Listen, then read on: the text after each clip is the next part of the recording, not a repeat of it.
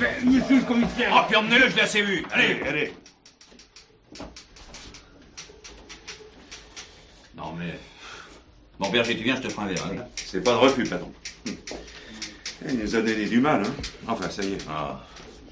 Tessini! Patron? Disons, ma femme doit venir. Et puis qu'elle nous rejoigne au bistrot. Bien, patron. Eh ben, vous avez l'air furieux, patron. Non, ce n'est rien, c'est notre client qui m'a fichu en rogne. Je déteste les types qui s'attaquent aux vieillards pour leur escroquer leur maigre magot. Et qui finissent par tuer le malheureux et qui ne se laissent pas faire.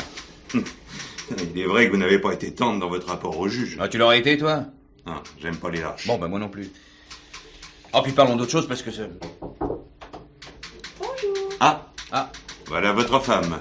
Bon, je vous laisse, patron. Mais non, Berger, non. Ah, puis si, tiens, t'as raison. C'est pas souvent que je déjeune avec ma femme. Allez. Bon, eh bien, bon appétit, patron. Et à tout à l'heure.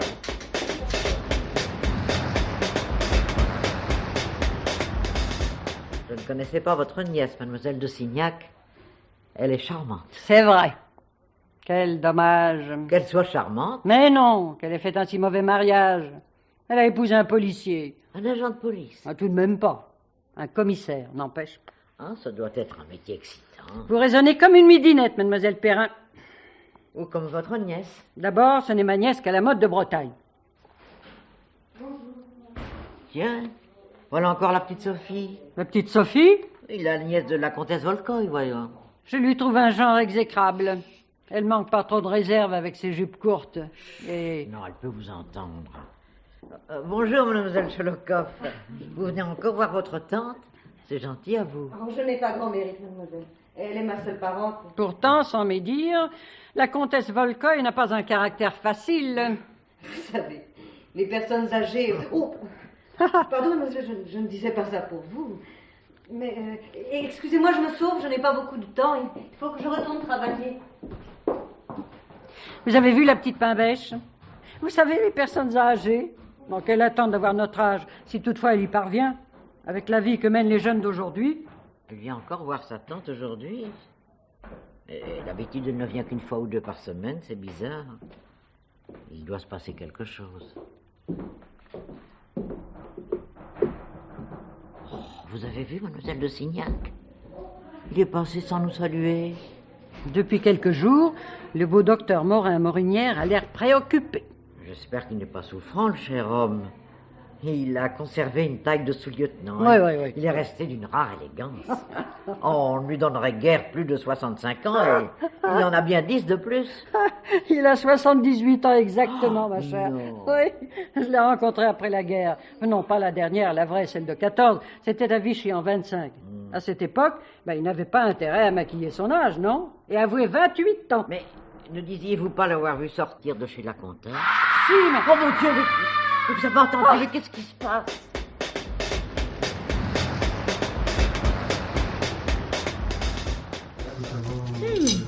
Dis donc, c'est drôlement bon. Quoi, ton canard? Canard? Qui être avec toi pour déjeuner? Ne pas avoir à faire la cuisine? Enfin, tout, quoi. Tu as passé une bonne matinée? Si on veut. Je suis allée voir Louise de Signac. Oh là là. Comment peux-tu la supporter? Oh, mais ça, elle est pas très sympathique, je te l'accorde. Je te dirais même qu'elle est parfaitement odieuse, oui. Oui, oh, tu sais, elle a pas de 80 ans. Hein. Moi, je suis persuadé qu'à 20 ans, elle était comme aujourd'hui. Je l'ai pas connue jeune fille. Quand je pense à tous ces pauvres vieux qui, après une vie de travail, vivent misérablement, qui mangent à peine à leur faim, qui sont isolés, qui ont un merci de l'obligeance des voisins, et qui ne se plaignent jamais. Oui, bah. Il est vrai que ce n'est pas son cas. Elle n'a jamais rien fait, elle a de l'argent à ne savoir qu'en faire. Et semble prendre la jeunesse pour une tare. Ne te le fais pas dire. Tu as vraiment du temps à perdre pour aller voir cette harpie.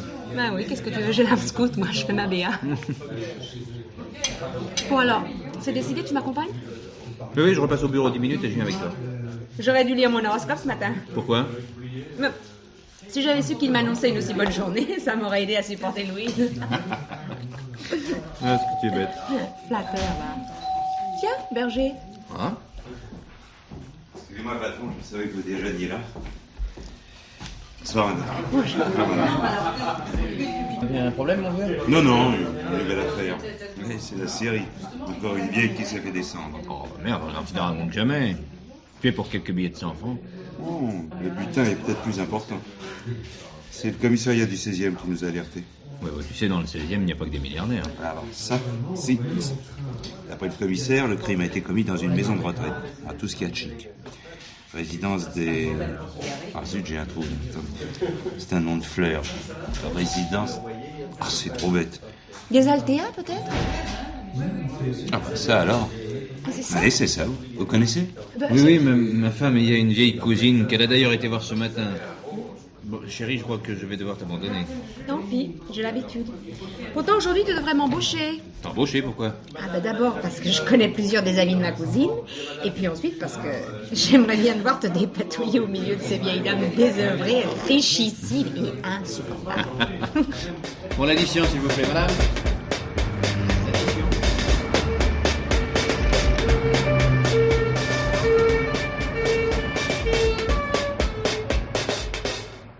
Vous dites, Madame Sorbier, que c'est la nièce qui a découvert le corps. Oui, monsieur le commissaire. Alors comment expliquez-vous que personne ne se soit aperçu du meurtre avant 13 heures? Les femmes de chambre ne portent pas le petit déjeuner dans les chambres? C'est étonnant pour un établissement comme le vôtre. Si, bien sûr. Mais la comtesse ne prenait rien le matin et elle avait interdit que l'on pénètre dans sa chambre avant qu'elle soit descendue. Ah, cela ne devait pas vous faciliter le service. Non, monsieur le commissaire. Mais nous sommes habitués aux petites manies de nos pensionnaires et nous sommes là pour les satisfaire. Je vous plains. Pardon? Non, rien. Où se trouve sa nièce? Elle se repose dans une chambre au premier. Ça lui a fait un choc de découvrir le cadavre de sa tante. Le docteur Morin-Morinière est près d'elle. Et comment, vous avez appelé un médecin? Ah non, c'est un pensionnaire de la maison. Vous ne pensez pas qu'il puisse s'agir d'un suicide, commissaire? Non, Madame Sorbier, non. Donc, croyez-moi, je n'ai jamais vu personne se suicider en se serrant le cou de ses propres mains jusqu'à ce que mort s'en suive. Ah, la comtesse a été étranglée. Le médecin légiste le confirmera, cependant les traces de doigts sont suffisamment apparentes pour que je puisse l'affirmer. Parlez-moi un peu de vos pensionnaires. Oh. Ce sont des personnes âgées jouissant en général d'une bonne santé. Nous n'acceptons pas les grabataires. Non. Mais ils disposent d'importants revenus, je suppose. Sans aucun doute. Et ils appartiennent au meilleur monde. La comtesse Volkoy était chez vous depuis longtemps? Oh, elle est entrée dans cette maison bien avant que je n'en prenne la direction. Et quel genre de femme était-ce? Un peu fantasque, pointilleuse sur le service, mais très gentille. Les bonnes l'adoraient. Et elle recevait? Oh, à part sa nièce, jamais. Elle était liée avec d'autres pensionnaires? Oui. Avec le docteur Morin-Morinière, d'abord. Celui qui est au chevet de sa nièce? Oui, monsieur le commissaire. C'est un parfait gentleman. Il est officier de la Légion d'honneur. Toutes ces dames en sont folles. Ah, très bien. Et puis? Avec mademoiselle de Signac, la fille du général. Oui, je sais. Passons ensuite. Mademoiselle Perrin, la sœur du président des Galeries Perrin. Avec les autres pensionnaires, quelques mots parfois de ci, de là. La comtesse jouait au bridge avec les 3 personnes que je vous ai nommées. C'est ce qui les a liés. Et elle avait l'habitude de sortir? Oh, pour ainsi dire, jamais. Le médecin venait la voir. Ah si, j'y pense. Tous les 2 mois environ, elle faisait appeler un taxi et se rendait chez son notaire Maître Reynaud, rue La Boétie. Attendez, ça, je note ça. Rue de La Boétie. Oh, cher ami, votre agent s'était mis en tête de m'empêcher d'entrer. Je lui en avais donné l'ordre, mademoiselle de Signac. Il ne pouvait pas savoir que cet ordre ne me concernait pas. Cet ordre s'appliquait à tout le monde, mademoiselle. Pauvre comtesse, une femme charmante, mon cher. Mourir comme cela. Il est vrai qu'elle était russe, très russe. Russe? Qu'est-ce que ça vient faire dans cette affaire? Mais voyons, vous savez bien. Ah non, pas du tout. Mon cher, ces gens-là ne peuvent rien faire comme tout le monde.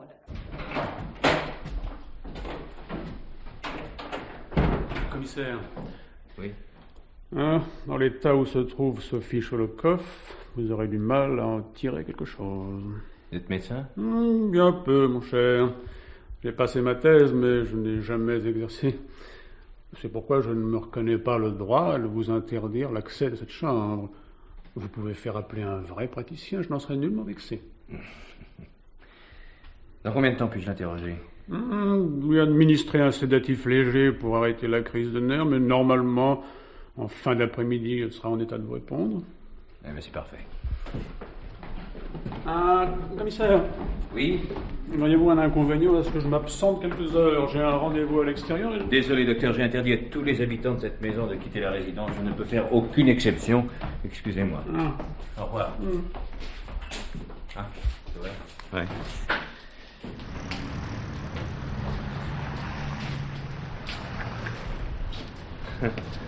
C'est le musée Grévin, cette résidence.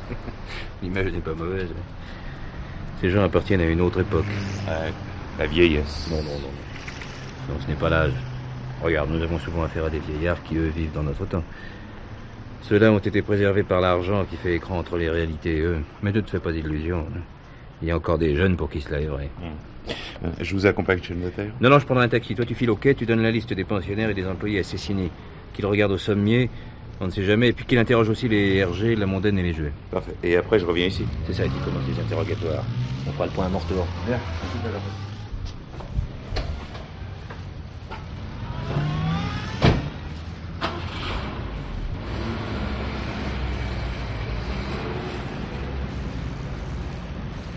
Taxi! Taxi! Si elle n'avait pas de revenus, comment vivait-elle? Je n'ai pas dit qu'elle n'avait pas d'argent, commissaire. Je vous suis mal, maître. Cela tient à sa psychologie. La comtesse avait perdu toute confiance dans les placements mobiliers et immobiliers. Vous l'avez bien connue? Pas intimement, si c'est ce que vous voulez dire. Mais la charge s'occupait de ses revenus depuis 1930. La fortune de la comtesse avait pu échapper à la Révolution? Non, commissaire, les parents de Mme Volcoy étaient pauvres. Son père avait monté un comptoir à Port-Arthur, et en 1905, il avait tout perdu avec l'invasion japonaise. Elle avait donc fait un riche mariage, le comte Volcoy. Le comte Volcoy n'avait pas un sou. Après sa ruine, la famille Cholokov, c'est le nom de jeune fille de la comtesse, vivait à Moscou. Mais dès l'âge de 18 ans, leur fille les avait quittés. Elle était devenue la maîtresse d'un haut dignitaire de la cour. Ah, je commence à comprendre. Sentant le vent, cet important personnage quitta la Russie et le couple vécut en Italie jusqu'en 1909, date où la comtesse rencontra Michel Maresco, un magnat du pétrole roumain. Elle quitta son vieil amant et suivit Maresco à Budapest. Maresco mourut en 1926, laissant à sa maîtresse la plus grande partie de sa fortune. La famille, lésée, mena la vie dure à la jeune femme, qui vint s'établir en France, sur la Côte d'Azur. Elle y épousa un exilé, sans sou ni maille, le comte Volcoy, dont elle divorça quelques mois plus tard. Oui, je vois. Elle s'était offert un an. Exactement. Lorsque la guerre de 39 éclata, la comtesse s'établit à Lausanne, où elle vécut princièrement jusqu'à la chute du roi Michel. En 1948, Anna Pauker nationalisa les pétroles et les terres, privant la comtesse de ses revenus. Elle était ruinée? Non, pas vraiment, mais il lui restait d'importants dépôts dans les banques suisses et sa maison au bord du lac Léman. Elle a donc sa fortune en Suisse? Non, commissaire, je vous ai dit qu'elle avait perdu confiance dans les placements de quelque ordre qu'ils soient. Il faut la comprendre, elle avait connu les conséquences d'une guerre malheureuse et de 2 révolutions. Mais alors qu'a-t-elle fait? Elle a réalisé et acheté de l'or. C'est absurde. Pas tant que ça, puisqu'elle vécut très confortablement jusqu'à sa mort. Tous les 2 mois, elle me chargeait de vendre pour elle 1 ou plusieurs lingots. Et c'est vous, maître, qui gardiez son trésor? Non, commissaire, je n'ai même jamais su où elle le cachait. Alors quoi? Un coffre dans une banque? Peut-être, mais je ne crois pas. Toutefois, il faut que vous sachiez que depuis 4 mois, son or était épuisé. Mais alors comment vivait-elle? Il lui restait ses bijoux, une collection extraordinaire, évaluée il y a une dizaine d'années, plus de 300 millions de francs anciens. Vous voyez ce que cela peut représenter de nos jours. Comme je le disais à sa nièce hier, la comtesse avait assez d'argent pour vivre centenaire sans changer son train de vie. Vous avez vu sa nièce hier? Oui, commissaire. Elle venait vous voir souvent? Non, je connaissais son existence, mais je ne l'avais jamais vue auparavant. Tiens. Voilà qui est intéressant, mon cher maître.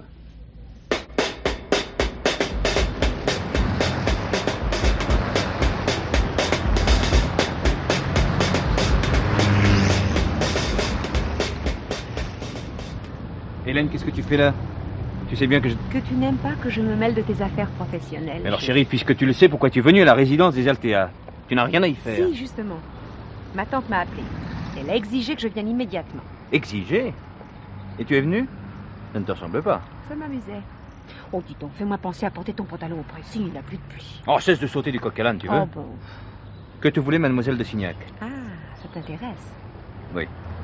Elle a écrit à mon père. À ton père. Oui, à mon père, pour se plaindre de ton manque de respect. Qui, moi? Toi? Oh non, écoute, décidément, ce pantalon m'agace. Non, Hélène, je t'en prie. Bon. Il paraît que tu n'es pas allé la saluer à ton arrivée. Ah, puis quoi encore? Elle est complètement folle, ta cousine. Oui, ben n'aggrave pas ton cas, si elle t'entendait. Elle t'a fait venir pour te dire ça. Elle a ajouté que tu l'avais rabroué sèchement. Enfin, elle avait fait irruption dans la pièce où je me tenais. Et tu l'as virée. Oui, presque, oui. Commissaire, vos affaires ne s'arrangent pas. Elle a décidé de te punir. Non. C'est la meilleure, celle-là. Oui. Elle avait d'importantes révélations à te faire. Et alors? Eh ben alors, elle les gardera pour elle. Bah, voyons. Mais elle se conduit comme une gamine ou quoi? Si elle sait quelque chose, je te garantis qu'elle parlera. Tu la connais pas. Peut-être, en tout cas, fais-moi le plaisir de ne plus t'en occuper. Et si elle me téléphone? Bon, bah, réponds-lui ce que tu veux, mais je t'interdis de remettre les pieds ici tant que l'enquête ne sera pas terminée. Ok? Oui, chef. Bien, chef. À vos ordres, chef. Bon, je file. Bien. N'oublie pas, hein? Quoi? Ton pantalon. Oh, écoute, Hélène.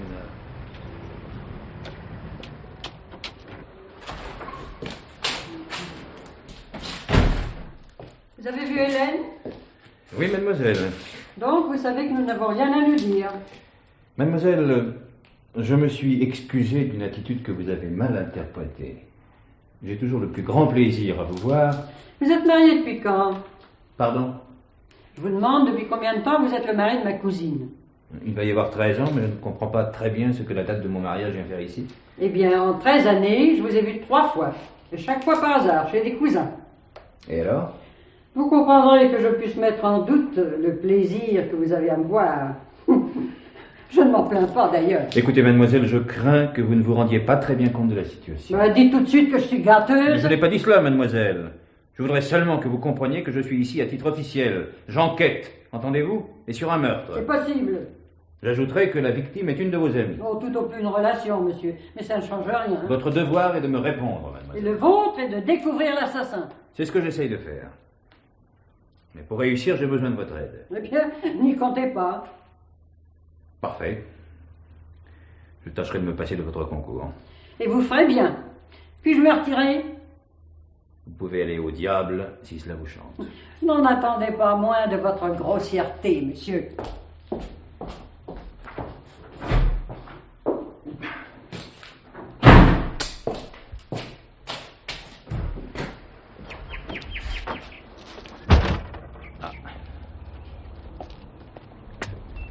Vous n'êtes pas frileuse, mademoiselle Perrin? Je fais toujours quelques pas dans le parc à la tombée du jour, même en hiver. C'est l'heure douce. J'ai quelques questions à vous poser. Voulez-vous que je le fasse ici ou à l'intérieur? Oh, comme vous voudrez, monsieur le commissaire. Bon. Eh bien, marchons, un peu d'air frais nous fera du bien, à vous comme à moi.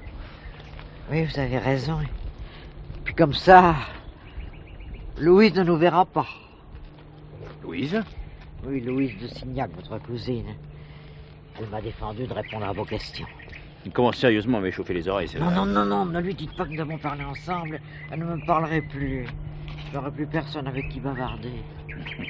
Entendu, laissons cette personne de côté. Dites-moi, votre chambre est mitoyenne de celle de la victime? Oui, monsieur le commissaire. Bien. Hier soir, vous avez entendu des bruits inhabituels venant de chez la comtesse Volkoï? Oui. Quel genre de bruit? Je ne sais pas. Non, voyez-vous, monsieur le commissaire, je suis vieille et tout ceci m'impressionne beaucoup. Vous me faites un peu peur. Oh. À cause de mademoiselle Signac? Oh non, à cause de votre métier. Bah voyons, vous n'avez rien à craindre de moi. Je ne vous veux aucun mal.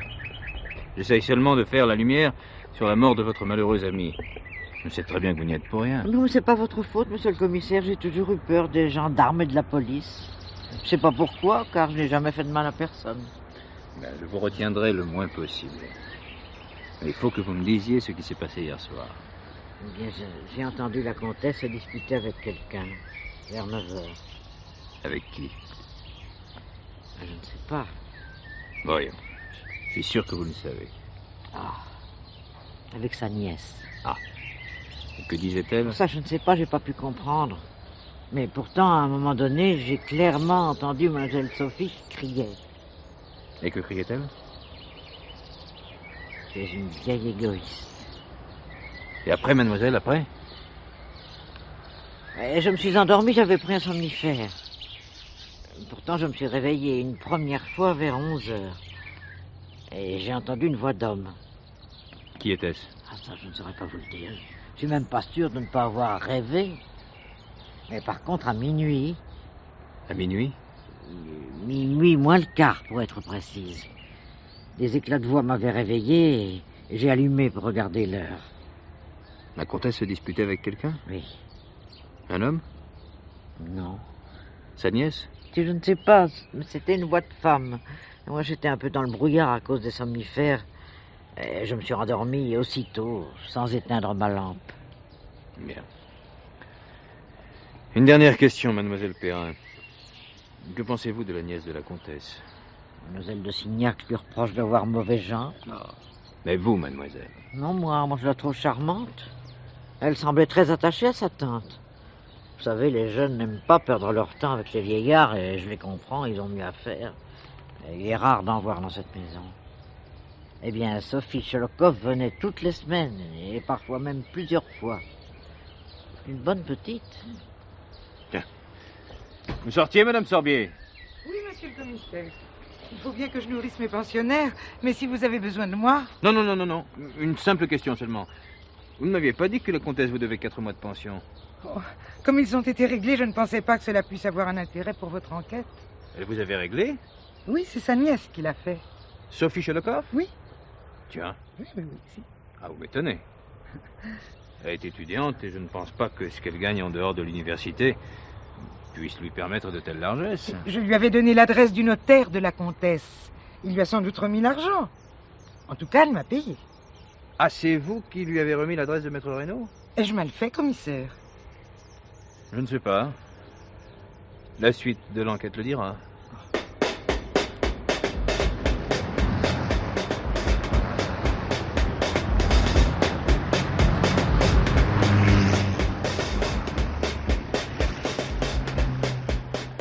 Elle a d'abord nié, monsieur le commissaire. Elle était furieuse que je sois allée voir le notaire et qu'il m'ait parlé de l'existence des bijoux. Puis elle a compris qu'il n'y avait pas d'autre solution. Il fallait qu'elle en vende au moins un. Qu'a-t-elle fait alors, mademoiselle? Elle a sorti un vieux carton à chapeau du placard de sa chambre et elle en a vidé le contenu sur le lit. Les bijoux? Oui, monsieur le commissaire. J'ai été éblouie. Je n'en avais jamais vu autant, et surtout d'aussi beau. Parce que vous ne les connaissiez pas? Je vous l'ai déjà dit, monsieur le commissaire. J'ignorais jusqu'à leur existence. Mais ce n'est pas étrange que votre tante ne vous les ait jamais montrés? Les femmes en général sont fières de leurs joyaux. C'est possible. Mais vous savez, ma tante était bizarre. Ça ne fait rien, continuez.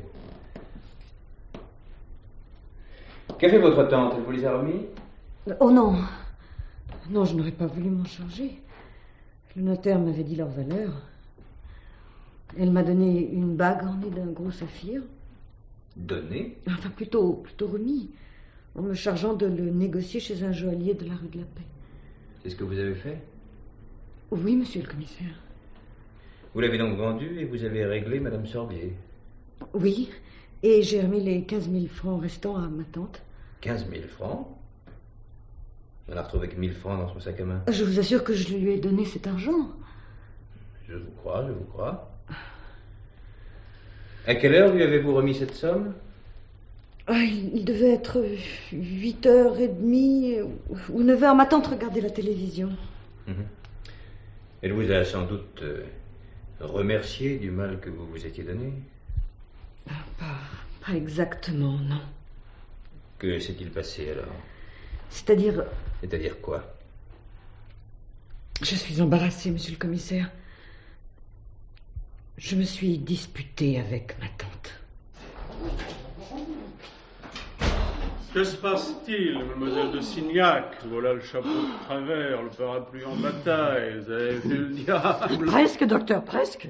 J'ai vu madame Sorbier. C'est notre aimable directrice qui vous met dans cet état. Ne plaisantez pas, docteur. Elle n'était pas seule. Elle était avec un homme.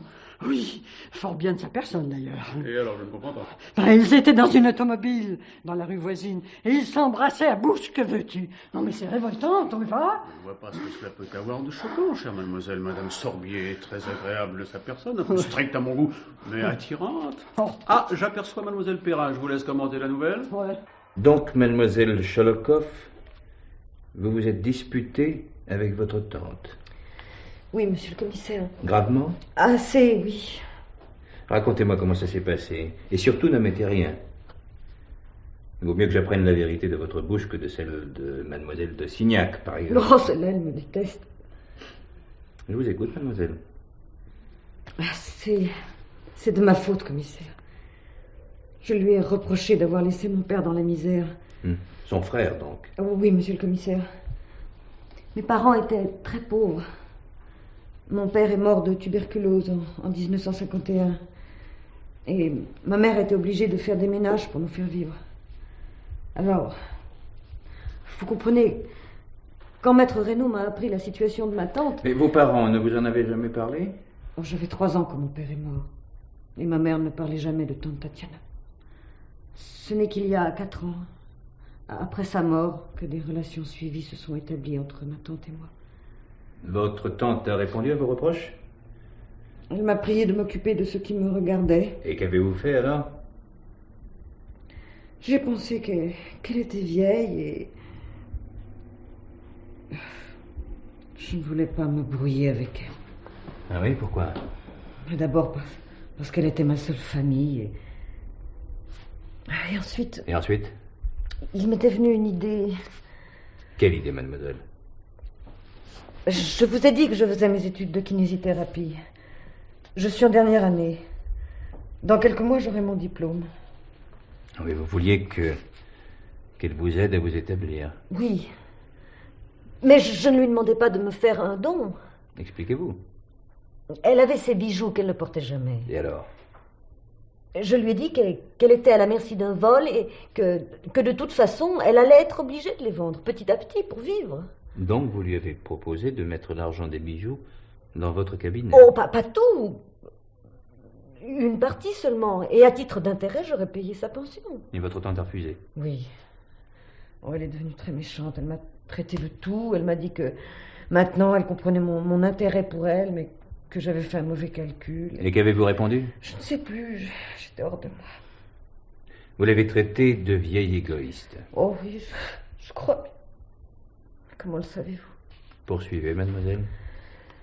Elle m'a montré la porte. Et vous êtes partie? Si vous saviez comme je le regrette aujourd'hui. Pourquoi? Je l'aimais bien.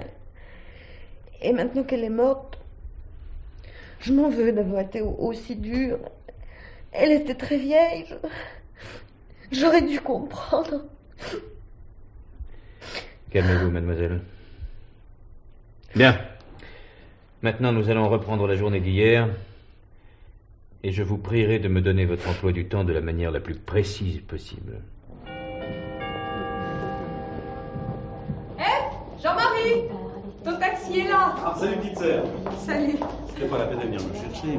Bah tu sais, On a pris la navette. pour un saumon fumé, je serais mieux à pied. Ah oui, comment sais-tu que je ramène un saumon? Bon, tu te fiches de moi, pas besoin d'être voyante. Yves adore le saumon fumé. Tu adores Yves, tu reviens de Norvège, tu t'invites à dîner, donc tu ramènes un saumon. C'est cuisiné. Ouh, bah dis donc, ton mari déteint sur toi.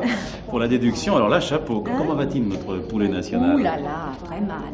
Je vais te raconter ça. Oui.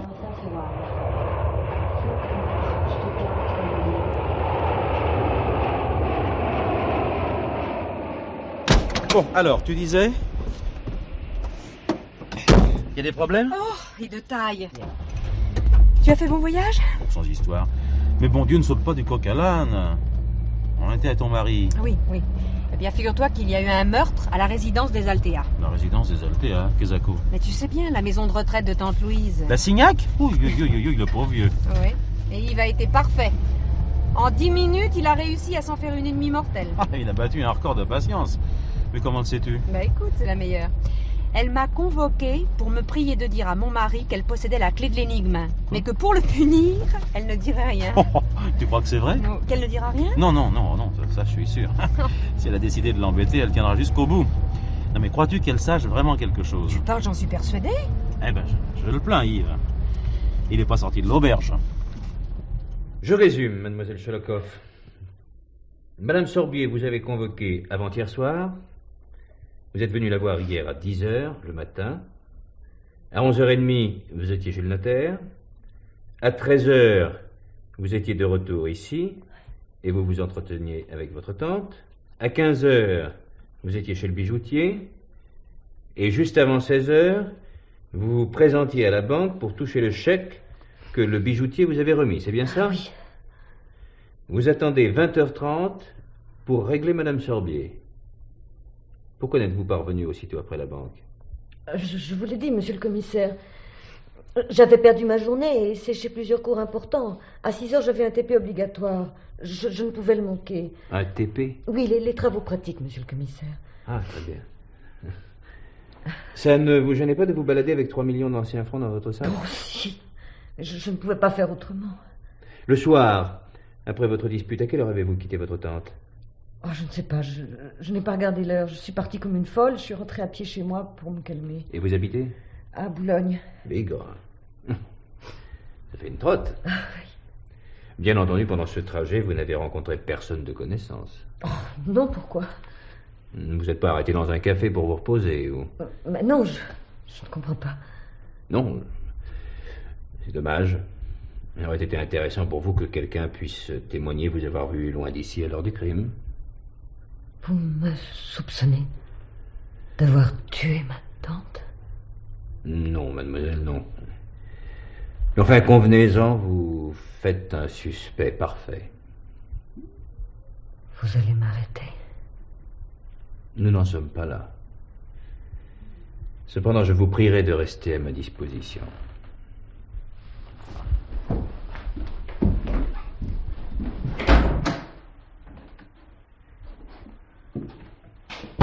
Monsieur le commissaire! Oui? On vous demande au téléphone. J'avais peur que vous soyez parti. Ah, merci, madame Sorbier. J'arrive. Allô, oui? Allô?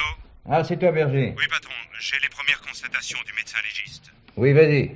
Mort par strangulation. On s'en doutait, continue. La mort est intervenue entre 23h30 et 0h30. Parfait, c'est tout? Non, un truc intéressant. L'assassin a comprimé les veines jugulaires et la mort a été très rapide. Le toubib affirme que celui qui a fait le coup avait de bonnes connaissances anatomiques et un sacré sang-froid. Un judoka peut-être, ou quelqu'un qui a fait des études médicales ou paramédicales. Ah oui, j'y pensais. La nièce et le docteur Morin-Morinière, par exemple. Vous oubliez Madame Sorbier, patron, elle a son diplôme d'infirmière. Oui, ça fait 3. Rien d'autre? Morin-Morinière a un dossier chez nous. Tiens. Intéressant? Plus que ça, patron. Ah. Bien. J'en prendrai connaissance demain matin. Tu as joint le juge d'instruction? On pourrait se servir des mandats en blanc. Non, écoute, j'aime mieux être couvert. Hein. Ces gens-là ont le bras long et crois-moi, une perquisition ne va pas leur faire plaisir. Bon, je vais me débrouiller.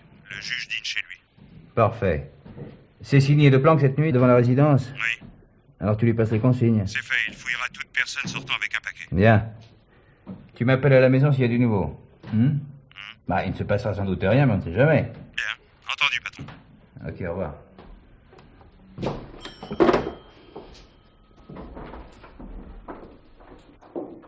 Oh, ma pauvre petite. Mademoiselle de Signac et moi sommes bouleversés. Votre chère tante mourir ainsi, c'est épouvantable. Mais je n'arrive pas à réaliser, mademoiselle Perrin. De nos jours, on est en sécurité nulle part. Un meurtre dans cette maison, c'est incroyable. Je ne vais plus pouvoir fermer l'œil. Oh, vous n'avez rien à craindre, cher ami. Votre neveu est bien nanti et ne vous rend jamais visite. L'un expliquant l'autre, sans doute, n'est-ce pas? Mon neveu est un garçon très occupé. Il remplace son frère à la direction de nos magasins. Et c'est lui qui en assure la gestion effective. Quand il n'est pas à Saint-Tropez ou ailleurs, en bonne compagnie. Excusez-moi, mademoiselle de Signac. J'ai peur de ne pas avoir compris le sens de ce que vous disiez. Je disais que les journaux du dimanche étaient pleins des frasques de Georges Perrin. Oh non, décidément, ma chère, vous exagérez. Je monte dans ma chambre. Sinon, je finirai par vous dire des bêtises. Je ne parlais pas de Georges Perrin. Mais de votre première phrase. De ma première phrase? Vous avez dit à Mademoiselle Perrin qu'elle n'avait rien à craindre de son neveu, car il était riche et il ne lui rendait jamais visite. J'ai en effet dit cela. Et vous le disiez pour moi? Je parlais à Mademoiselle Perrin. Mais qui se sent m'en veut qu'il se mouche. Vous ne pensez tout de même pas que j'ai tué ma tante? Je ne suis pas policier, ma chère. Dieu m'en garde. Tout ce que je sais, c'est que vous vous êtes disputé avec elle cette nuit et que ce matin, elle était morte. Vous êtes ignoble, vieille pauvre! Mademoiselle, je vous conseille de le prendre sur un autre ton. Vous avez de la chance que pour des raisons personnelles, j'ai décidé de me taire. Sans quoi la police saurait qu'il n'y a que vous, ou quelqu'un que je ne nommerai pas, qui ait pu tuer votre tante. Mademoiselle, je vous en prie. Cette scène est ridicule et l'on vous entend dans toute la maison. Ah, vous, prenez garde. Mademoiselle de Signac, nous vous sommes de préciser vos accusations. Tiens, vous étiez là, vous. Je n'ai rien à vous dire. Mademoiselle, vous faites obstruction à la justice. Eh bien, arrêtez-moi. Qu'attendez-vous? Vous ne le faites pas? Eh, tant pis. Je monte dans ma chambre.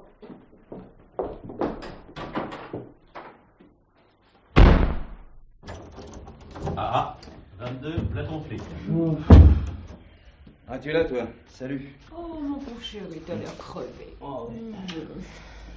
Jean-Marie t'a apporté un saumon fumé de Norvège. Oh là là, quelle bonne idée. Salut Yves. Salut. J'ai aussi ramené une bouteille d'aquavit. Elle est au frigidaire. T'as l'air d'en avoir drôlement besoin, mon vieux. Ah oui, un peu, comme tu dis. Oui. Tu as fait la paix avec la douce tante Louise? Ah, écoute, si tu veux que je sois d'une humeur possible pendant le dîner, il vaudrait mieux éviter de me parler de cette vieille toquée. Tu as raté ton fils. Il vient de téléphoner. Oh, il va mieux? Oui, maman dit qu'il mange comme 4. Nous pourrons aller le rechercher dimanche. Bien. Bon, je vais vous chercher quelque chose à boire. Hein? C'est ça, oui. Prends compte, Jean-Marie, pour une fois qu'on l'envoie passer le week-end chez tes parents, pour qu'il attrape la grippe. Mais 15 jours de lycée manqués, enfin. Tu fais l'Europe en ce moment? Oh non, juste un remplacement. Je reprends Tokyo après-demain. Ah, je t'envie au moins, toi.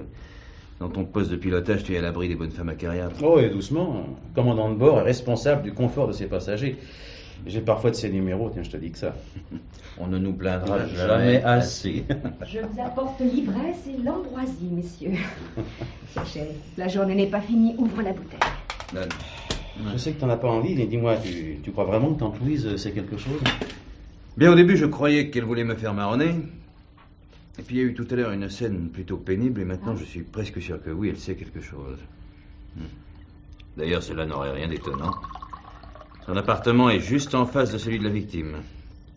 Qu'est-ce que tu comptes faire? Demain, je vais m'en occuper sérieusement, et je te jure qu'il faudra qu'elle parle. Tu la connais pas. Elle ne dira rien. Ça, Hélène a raison, elle est butée comme une chèvre. Bon, enfin, soyons sérieux, voulez-vous, faudra bien qu'elle parle. Au besoin, je la ferai convoquer par le juge d'instruction. Tu auras l'air malin. Mais je me fous de ce qu'elle pensera. Mais je ne parlais pas de Louise, mais du juge. Évidemment, il y aurait bien une autre solution. Je vois où tu veux en venir. Écoutez, ça me regarde pas, les enfants. Cependant, je ne vois qu'Hélène qui puisse la faire parler.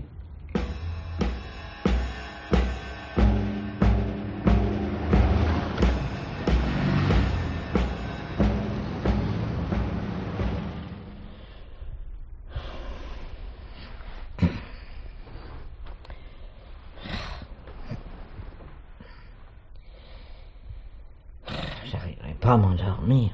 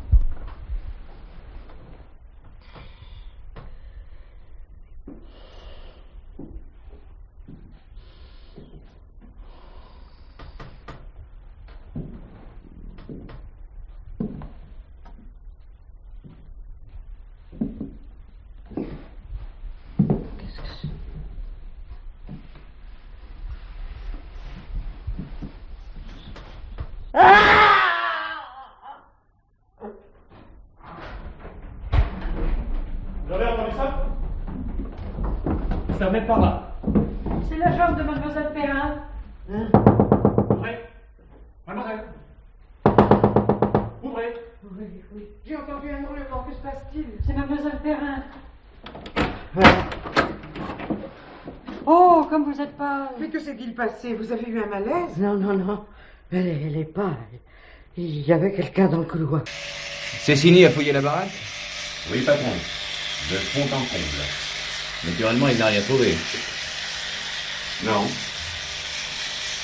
À mon avis, la vieille est rêvé. Berger, tu dis qu'elle a entendu 4 séries de 3 pas ponctuées d'arrêts. Oui, c'est ce qu'elle prétend. Dis-moi, en venant de l'escalier, il y a combien de portes avant celle de Mademoiselle Perrin? Attendez, patron.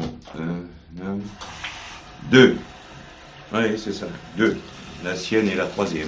Ah, ça ne va pas. Ah, mais si, bon Dieu. Il y en a autant de l'autre côté du couloir. Ah, je ne vois pas où vous voulez en venir, patron. Attends, dis-moi, la chambre de Mademoiselle Perrin est juste en face de celle de Mademoiselle de Signac?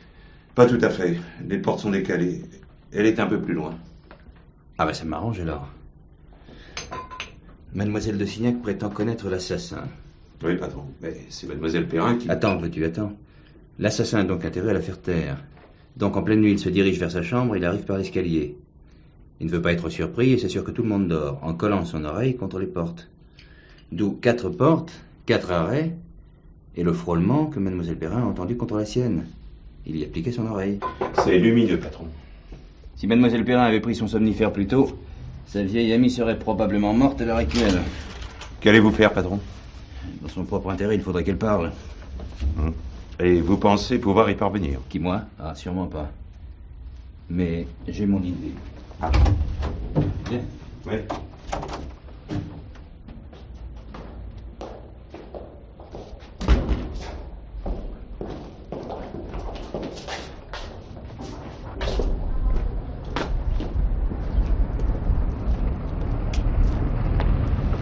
Ah tiens, laisse-moi le volant, mon vieux. Mon beau-frère a dîné à la maison, j'ai pas beaucoup dormi, ça me réveillera.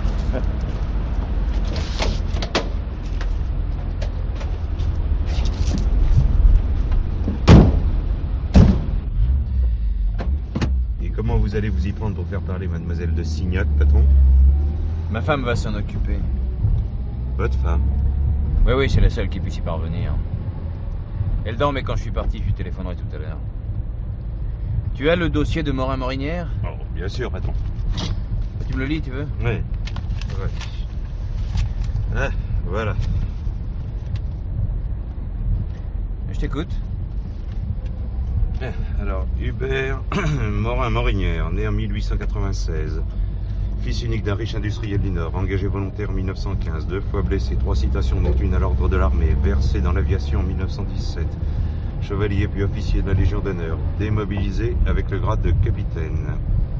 A fait ses études de médecine à Paris. La mort de son père en 18 le met à la tête d'une très grosse fortune. Il partage sa vie entre Montparnasse, les stades, où il acquiert une certaine réputation, et la faculté. Reçu docteur en médecine, il n'exerce pas. Il vend l'usine paternelle et mène la grande vie. Polo, golf, boîte de nuit, grand voyage et le yachting, où il s'illustre comme un navigateur solitaire. Il passe même pour le rival d'Alain Gerbaud. En 1939, mobilisé, 2 nouvelles victoires aériennes. En 1940, rejoint Londres.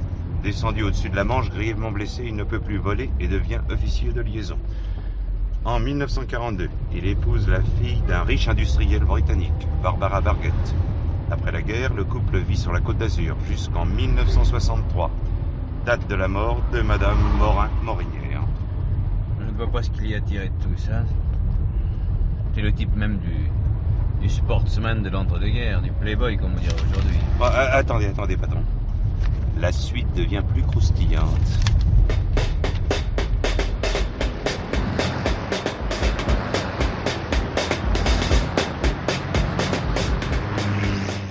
J'avais seulement besoin de t'entendre, Pierre. Pourquoi? J'ai quand même le droit de... Oui, tu as raison, mais tout de même... Tu as bien compris tout à l'heure. Mais je suis directrice d'une résidence de personnes âgées, pas de bonne sœur. Tu as bien compris pour tout à l'heure, oui. Bon, sois prudent. Un instant. Qu'est-ce que c'est? C'est le commissaire, madame. Il demandait à vous parler. Bien sûr, Juanita. Je te quitte. Le commissaire vient d'arriver.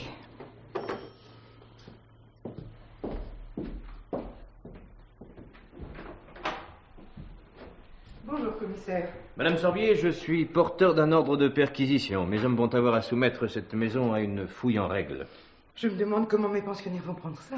Ils le prendront comme ils voudront, madame. Veuillez avoir l'obligeance de m'accompagner. Mon lavabo n'est toujours pas... Tiens, vous êtes encore là, vous? Eh oui. Votre lavabo, mademoiselle de Signac. À quoi pensez-vous, madame? Cela fait 1 semaine que je me plains qu'il est bouché et personne n'y a encore touché. Excusez-moi, mademoiselle, cela m'était sorti de l'esprit. Non, ça ne m'étonne pas, madame. On peut avoir la tête à la gaudriole et au lavabo des gens qui vous font vivre. Que voulez-vous dire, mademoiselle? Oh, je sais ce que je sais. Mais votre vie privée ne me regarde pas. Je ne vous le fais pas dire. Cependant, j'en ai assez de vos histoires. Je vais quitter la direction de cette maison dès aujourd'hui. J'enverrai ma démission au conseil d'administration. Excellente idée, madame.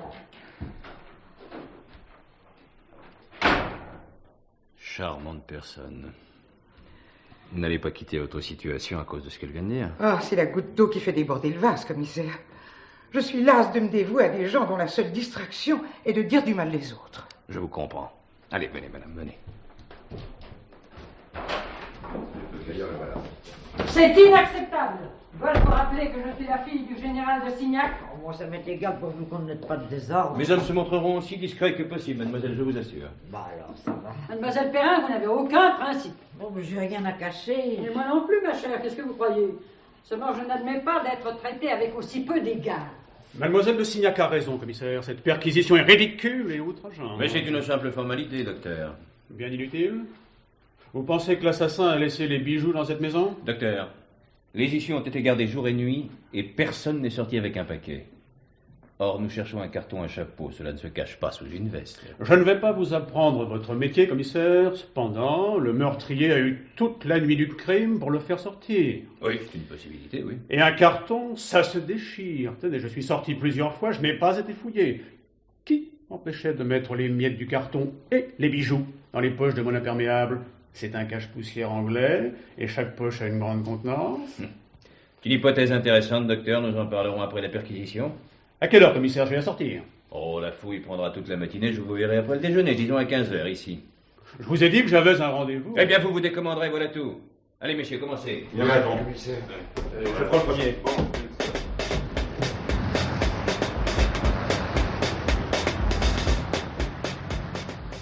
Yves, tu sais cette tournée autour du pot. Je tourne pas autour du pot. Écoute, cette invitation impromptue, ce tête-à-tête. C'est pas un tête-à-tête, puisque je t'ai dit que Berger allait venir nous rejoindre. Tu m'as pas habitué à déjeuner avec toi pendant tes enquêtes. Hélène, Oui. il faut que tu me rendes un service. Ah, nous y voilà. Tante Louise. Eh oui. Maintenant, je suis sûr qu'elle connaît l'assassin. Ah bon? On a essayé de la tuer cette nuit. Non, c'est pas vrai. Et malgré ça, elle veut toujours pas parler? Non, mais elle ignore qu'on a voulu la supprimer. Il faut absolument qu'elle te dise ce qu'elle sait. Ah, alors me voilà nommée Deputy Sheriff? Oh, c'est sérieux, Hélène. Tu penses que tu réussiras? Oh, je sais pas, je vois mon possible. Tiens, voilà Berger. Hein? Berger, viens voir. Oui, pardon. Alors, combien y a-t-il? 12 000 francs. Quoi? 1,2 million si vous préférez. Chez qui? Le docteur Morin-Morinière. Tiens donc. Eh bien, nous allons avoir une intéressante conversation avec ce monsieur. Dépêche-toi de commander ton menu, il ne faut pas le faire attendre. Ouais.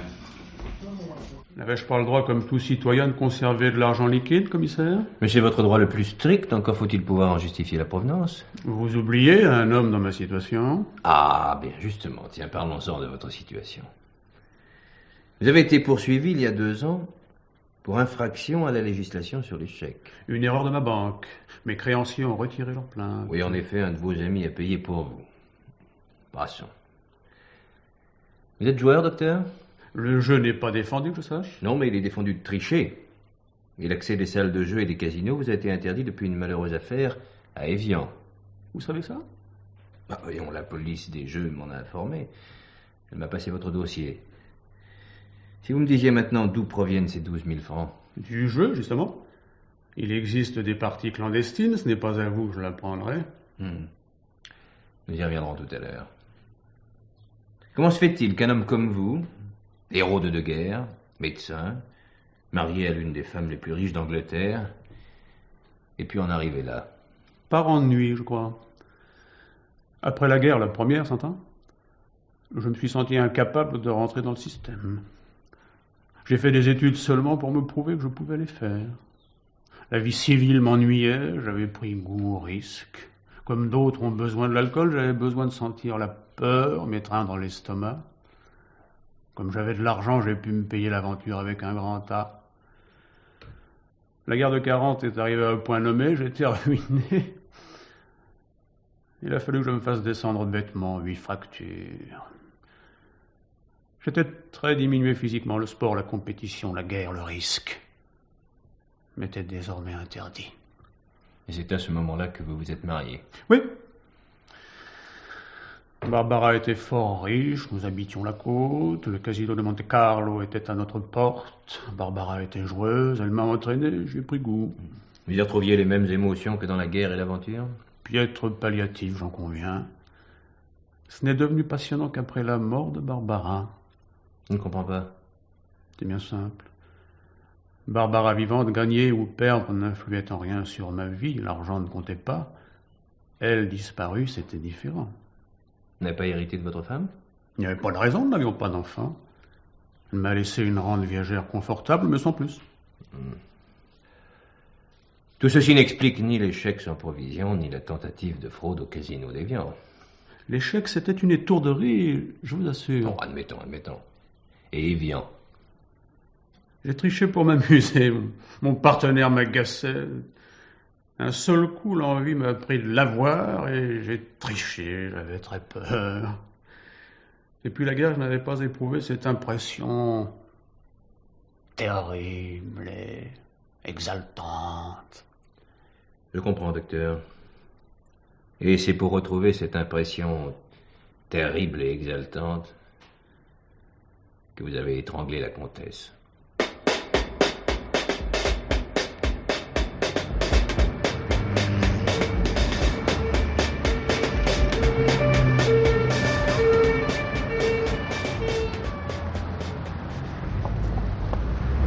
Il est plus malin que je pensais, ton mari, Hélène.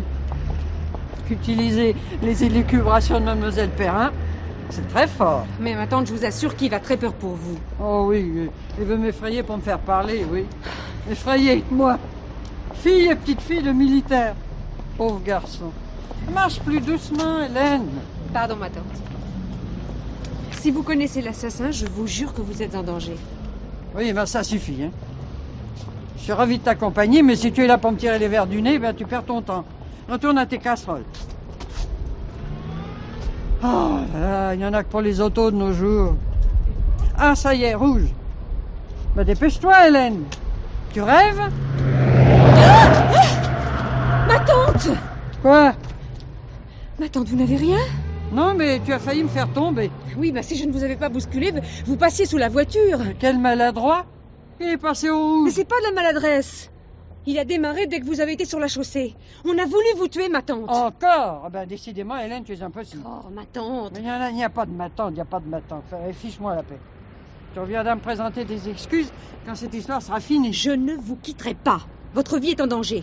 Allons, soyez sérieuse un peu. Si tu ne me laisses pas tranquille, j'ameute les passants, hein. Oh, et puis zut à la fin.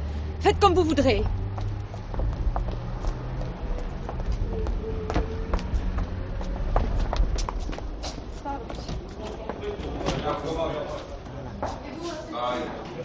Je peux téléphoner, mademoiselle? Oui, madame. Merci.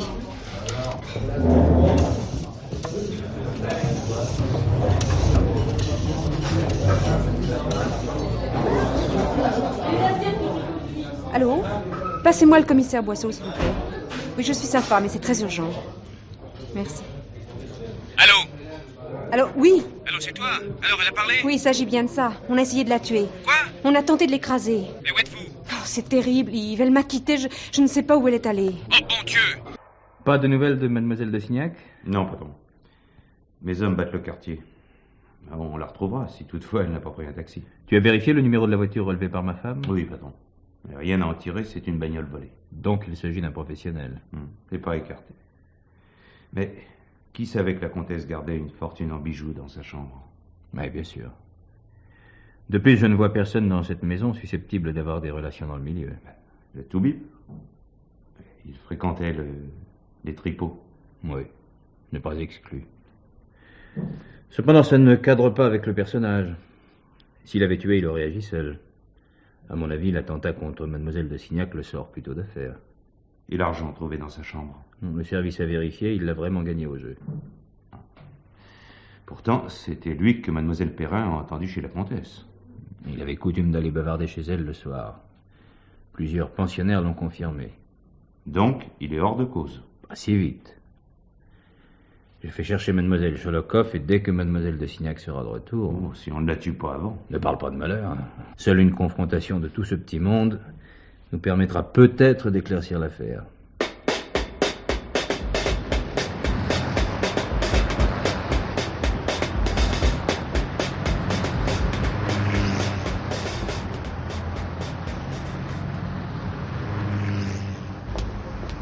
N'êtes-vous pas mademoiselle de Signac?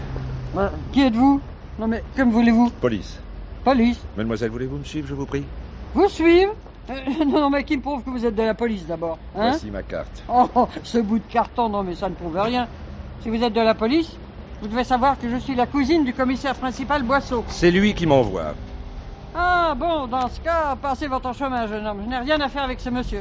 Ne m'obligez pas à employer la force, Eh bien, mademoiselle. essayez. Si vous me touchez, je hurle. Le commissaire a prévu le cas, mademoiselle. Ah, vous voyez? Eh bien, laissez-moi tranquille.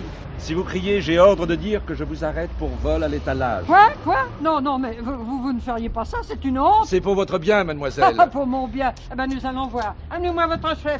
Il verra ce qu'il en coûte de traiter ainsi une Signac, monsieur. Veuillez monter, mademoiselle. Oui, on va voir ça. Oh, incroyable.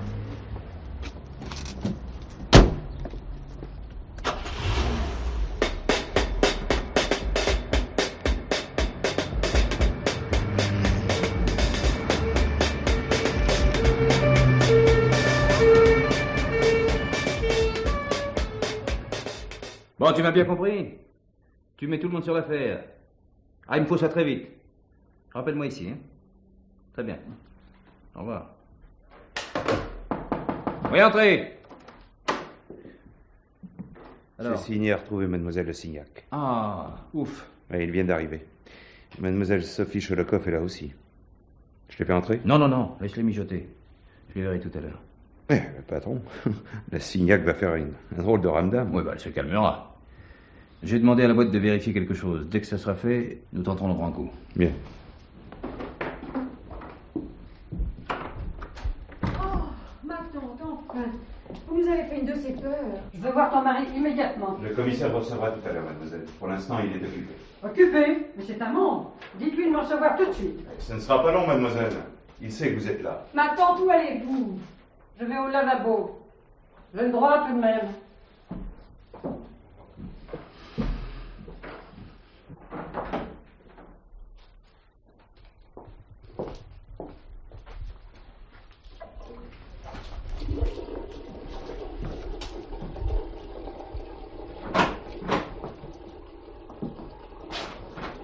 C'est vous? Et que faites-vous? Vous n'allez pas? Non! Au secours! Ah!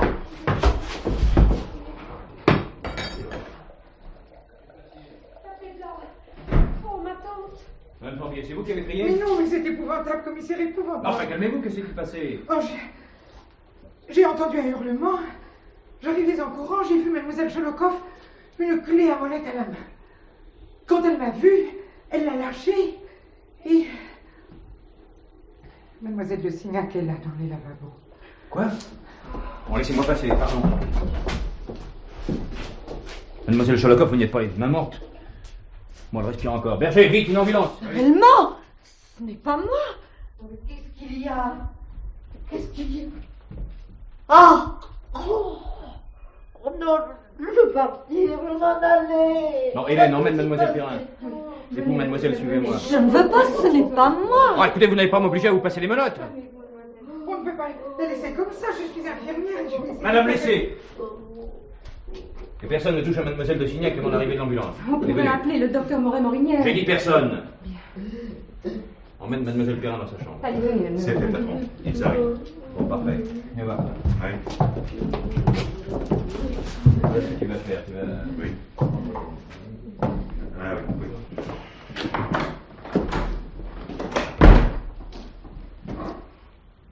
Reprenons mademoiselle Cholokoff. Si je vous ai bien compris, vous avez ramassé cette clé dans le couloir. En arrivant à la résidence, j'ai voulu aller aux toilettes. Dans le couloir, j'ai entendu un cri et vu cet outil près de la porte des lavabos. Instinctivement, je me suis baissée pour le ramasser. Et vous n'avez pas remarqué les traces de cheveux et de sang qui étaient collées dessus? Elles sont pourtant visibles. Non, pas tout de suite. Dommage pour vous. Alors? Je me redressais la clé à la main quand Madame Sorbier a débouché en face de moi, à l'autre bout du couloir. Que s'est-il passé? J'ai... Non. Madame Sorbier. Et elle ne se redressait pas, commissaire. Elle avait la clé à la main. Elle était pâle et défaite. Et je me suis demandé ce qu'elle pouvait faire avec cet outil.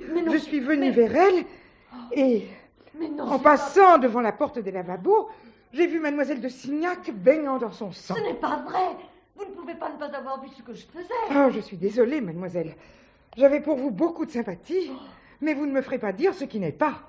Madame Sorbier, qu'avez-vous fait ensuite? Eh bien, j'ai eu peur qu'elle ne se jette sur moi. Elle semblait prête à tout. Mais c'est faux, archi faux. J'ai senti quelque chose de poisseux sur ma main. J'ai vu que c'était du sang et j'ai tout lâché. Madame Sorbier, continuez. Eh bien... Madame, qu'a fait Mademoiselle Cholokoff après? Eh bien, elle a paru hésiter un instant et a laissé tomber la clé à ses pieds. On vous entendait arriver. Oui. Patron, Mademoiselle de Signac a repris connaissance dans l'ambulance. Elle a parlé? Oui, madame. Elle a parlé. Quelle chance, mon Dieu. Pas pour tout le monde, mademoiselle. Madame Sorbier, votre attitude vous a trahi. Je crois qu'il est temps de dire la vérité. Mademoiselle Cholokoff, vous êtes libre. Oui, mais cependant, ne vous éloignez pas, je peux encore avoir besoin de vous. Oui. Madame Boisseau. Oui. Je suis désolé. Votre tante n'a pas repris connaissance.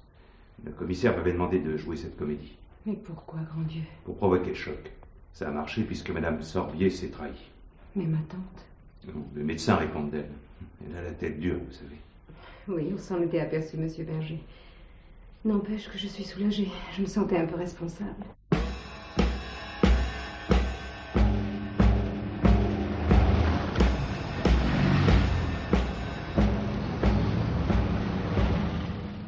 Madame Sorbier, vous avez perdu la partie. Soyez bonne joueuse, que diable. Je vous assure que vous faites erreur, commissaire. Bien, madame. D'ici 1 heure ou 2, mes hommes amèneront votre mari. Mon mari? Eh oui. Eh oui, madame, vous avez sous-estimé la police. Vous êtes cru à couvert sous le nom de Sorbier. Vous n'allez pas me reprocher une erreur de jeunesse. En effet. Quand votre mari a été condamné à 20 ans de prison pour attaque à main armée, tentative de meurtre et association de malfaiteurs, vous avez demandé le divorce. La loi l'autorise dans ces cas-là, commissaire? C'est exact, madame. Ça a dû vous faire un coup quand vous avez revu votre mari. Oh, comment aurais-je pu le revoir alors qu'il est en prison? Allons. Vous essayez de me faire croire que vous ignoriez qu'il a été remis en liberté conditionnelle il y a 15 jours. Première nouvelle. Ah. Eh bien, c'est parfait. Puisque vous ne voulez pas parler, c'est moi qui vais vous raconter votre histoire. Jusqu'à votre rencontre avec Pierre Gressin, votre vie ne présente aucune caractéristique particulière. Votre diplôme en poche, vous entrez au service du professeur Picot à l'hôpital Saint-Georges. Votre patron ne tarit pas d'éloges sur vous, d'ailleurs. C'est lui qui vous a recommandé pour le poste que vous occupez aujourd'hui. Oh, je ne l'ai jamais nié. Évidemment. En 1953, vous rencontrez Pierre Gressin. Il est beau garçon, mène la grande vie. Vous êtes follement éprise et vous l'épousez. J'ignorais ses activités. Quand vous l'avez épousé, c'est possible. Mais 5 ans après, au moment où il s'est fait arrêter, permettez-moi d'en douter. Je poursuis. Gressin en prison, sans ressources, vous avez trouvé le professeur Picot. C'est lui qui vous conseille le divorce. Il vous l'a dit. Un de mes inspecteurs a reçu sa déposition, madame. Il affirme même qu'il a eu du mal à vous convaincre. Passons. Il vous reprend à son service, et il y a 10 ans, apprenant par des amis que cette place était libre, il vous recommande. À ce moment, vous ne vous appelez plus Gressin, mais Sorbier. Il n'y avait pas eu un tout petit grain de sable, je n'aurais peut-être jamais découvert la vérité. Un grain de sable? Ce matin, avant la perquisition, je suis venu dans votre bureau. La bonne Espagnole m'a annoncé, vous vous souvenez? Oui, bien sûr. Vous étiez au téléphone. Votre porte est bien mince. J'ai le droit d'avoir un amant. Oui, en effet. Seulement votre vie avait été épluchée et j'avais été très surpris qu'une femme libre de votre âge menât une vie aussi exemplaire. Mais c'est encore mon droit. Oh, mais bien sûr. Seulement, il y a eu les reproches de mademoiselle de Signac et votre démission. Ma démission. Oui. Vous occupez une belle situation ici. Si, je connais vos émoluments. L'algarade avec mademoiselle de Signac n'était sans doute pas la première. Vous avez un merveilleux sang-froid, madame. Comment ça? Vous avez vu tout de suite le parti que vous pouviez tirer de la situation. Cette scène en ma présence vous donnait la possibilité de partir sans que je puisse faire un rapprochement entre votre départ et le vol. Mais... Laissez-moi finir, voulez-vous? Vous aviez presque réussi. Sur le moment, j'ai approuvé votre attitude. Et puis, je me suis souvenu de petits faits. J'ai téléphoné à mademoiselle Cholokoff, qui m'a confirmé vous avoir parlé des bijoux le soir lorsqu'elle a payé la pension de sa tante. Jusque-là, j'ignorais que vous en connaissiez l'existence. Après, ce n'était plus que de la routine. J'ai demandé à mes hommes de gratter votre passé, et voilà. Vous ne dites rien? Aucune importance. Ma femme a pu donner un signalement de l'homme qui a tenté d'écraser mademoiselle de Signac. Visage long, cheveux blancs. Ah, je vois que ça vous rappelle quelqu'un. Pourquoi en vouliez-vous tant à la vie de cette pauvre vieille, madame Sorbier? Elle savait quelque chose? Je suis sûre qu'elle m'avait vu sortir de la chambre avec le carton sous le bras.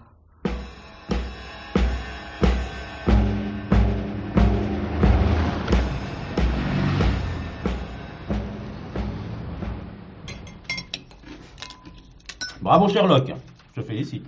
Oh, mais le succès revient à Hélène.